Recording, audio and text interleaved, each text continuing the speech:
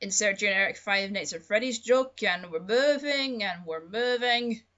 The Little Panda Fighter. Okay, wow, this is a rare specimen in animation. I can't even think of a witty way to begin this review. I mean, the most obvious thing I can really say is that it's obviously trying to cash in on DreamWorks' Kung Fu Panda. As in, it came out at the same time as the original movie just went into cinemas, and the only two things I think that really resemble it is the fact it's about a panda and it has something to do with fighting. Instead of Kung Fu, it's about boxing. So, as you may have guessed, this review is going to be pretty hard, so I suppose the best way to start this thing is by talking about the story, because that's what I always do to start with, right? So we have this club called the Bear Bar Box, which is in the middle of nowhere.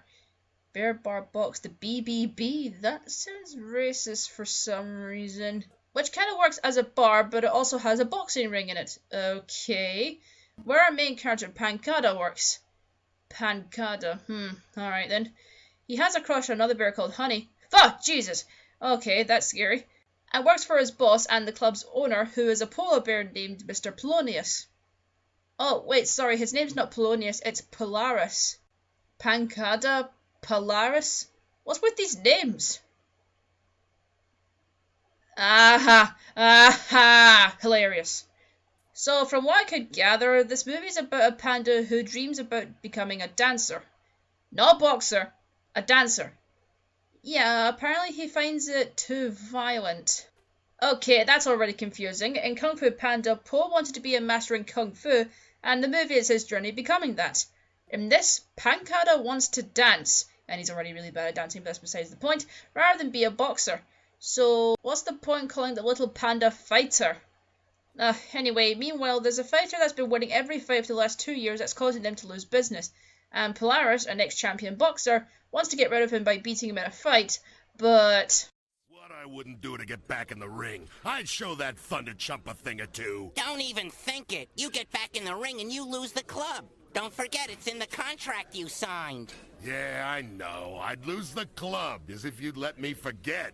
So after that exposition dump, Pancada talks to Polaris, which gives him the idea to disguise himself as the Great Bear of Mystery, to fight the champ. But Pancada, the dumbass, accidentally shrank his costume so it resembles the fur of a panda. So everybody thinks that Pancada's the one who beat the champ, so he's treated like a hero, but ultimately feels bad for it, so he decides to face the champ himself. And there's a side plot about Pancada wanting to try for a dance school, and it goes absolutely nowhere. There's no reason for that to be there, it's just to waste our time. Yeah, this film would only be about 20 minutes long if you took out all the dancing stuff.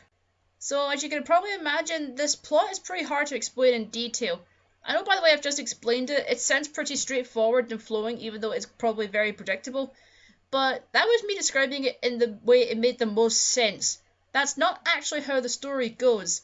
Some of the plot elements seem to play it out of order. Okay, bear with me as I try to explain this. Ha! So, Polaris wants to fight the champ, but he can't, otherwise he'll lose the club. So he brings out an old costume of his to disguise himself so he can fight without losing the club. Even though it doesn't disguise him at all. Behold! The great YouTuber of mystery! Be very afraid. God, at least wear a mask or something. So, as you can predict, the dumbass panda makes the costume shrink, but here's the confusing part. Now, I know I'm playing these clips in order to make them seem the most sense, but this is how it actually goes. So, Polaris gives him the suit, Pancada goes to wash it, there's a newspaper article about the upcoming fight, and you can see Polaris' suit has already shrunk. And somehow this happened immediately after he got the idea to do this, and he put it in the wash, so how the hell is there a newspaper article about it? Was the costume in the wash for like a day or 2 days or so? Then it shows him going into the ring, and the costume has still shrunk, and others confuse him for Pancada. The fight begins, and then the suit shrinks. Yup, this movie just gave space and time the middle finger. So yes, this movie clearly doesn't care about its continuity. It's pretty astonishing, really. I mean, how did they do that? I'm actually more impressed than angry at this point. I know they had to show the costume shrink and have the others see it to make sure they thought it was Pancada, but there had to be a smarter way of doing this. Couldn't they have shown Polaris about to go in the ring standing by himself and just outside of everybody, but then he notices it shrink? But there's no time to do anything, so he just goes out and wings it. I mean, that would be better than just this. So by now you've probably noticed that the animation is horrifying. The characters look simply uncanny and hardly resembling anything to do with bears.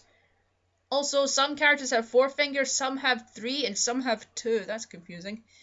The character animation is choppy at best, and the textures seem to squash and stretch along with the characters' movements. Ugh, that's just unnatural. Also, a little nitpick. Why is the suit shown as a one-piece here, but then it's a 2-piece when he goes into the ring?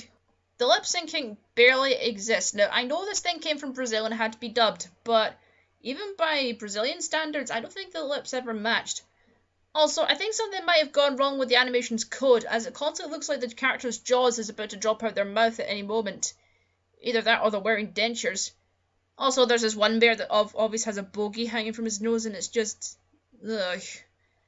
I don't quite know what else to say about the animation. It's just awful, in any sense of the word. It rivals Food Fight with how bad it is.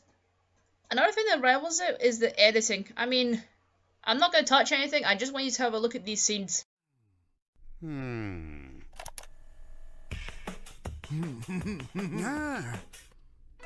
I did not edit that. That's exactly what happened there. And watch this.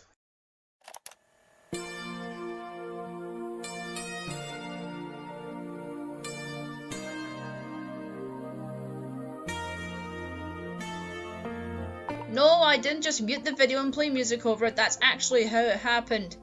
By the way, if anyone's wondering about the kung fu elements in this movie, the only things that ever come close to it are the fighting, and the Pancada's dance instructor looks and talks like a kung fu master. That's about it. And it's the bare minimum as well. And even that's saying a lot. I suppose I should also mention the characters. Well, all I can really say is that all of them are really poorly written, and most of them are very unlikable. Are you surprised? I don't like any of them. Pancada's dumb, Honey's shallow and petty, Mr. Grizzlepuss has no reason to be here, Teddy Thunders gets one line, although to be honest he did get probably the best laugh in the whole thing. Shaking tonight.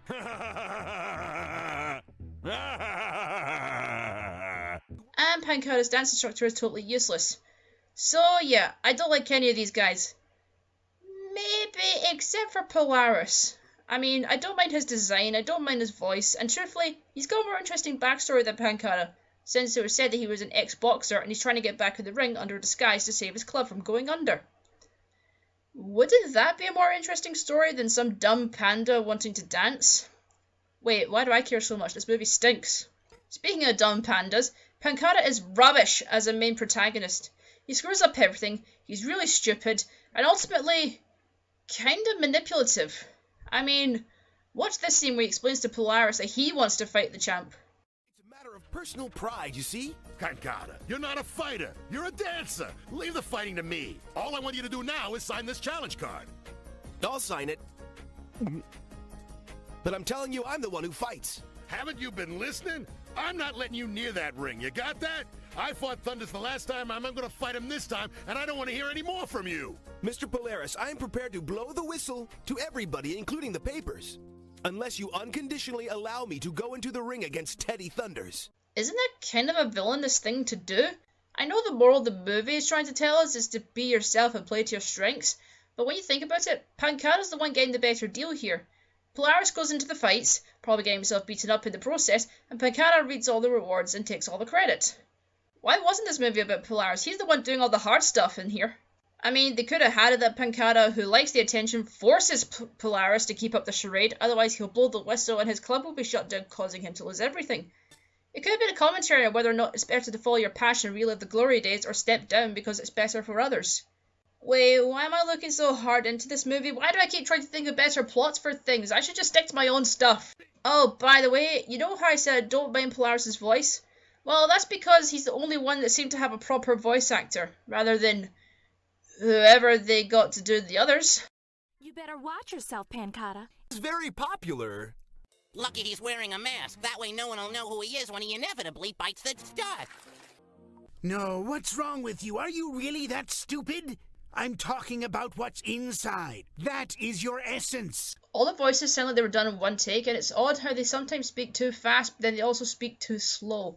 I don't know if it's trying to match the syncing of the lips, or they're trying to match what was said by the Brazilian actors, but I really don't know. It just comes off awkward and stilted. I mean, I could probably act better than this. I don't even know what else to say. This is just a really bad movie. I mean, what else should I expect from Video Brinquedo? I know I probably butchered how that's pronounced, but I'm sorry, I really don't know. I don't know, it's just a bad movie, and it'll always be bad.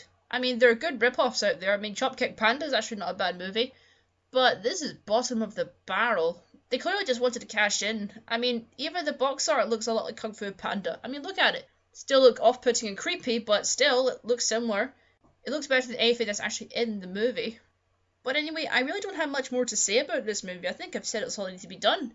That's the thing with bad movies. It's kind of hard to pick them apart, if you know what I mean. But I've done my best, and I guess that's all that can really be done. So, yeah, all I can really say is, well, just avoid this movie. It isn't worth your time. You're yanking my fur again, ain't ya? So, anyway, hope you enjoyed this video. Have a good day. Thanks, guys. Cheers.